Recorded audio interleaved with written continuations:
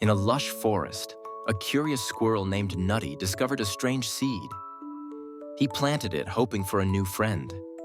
But the seed grew into a giant vine, spreading rapidly and choking the life out of the forest. The animals panicked as their homes disappeared. Nutty realized his mistake and gathered his friends to pull the vine out. They worked tirelessly, and the forest slowly healed.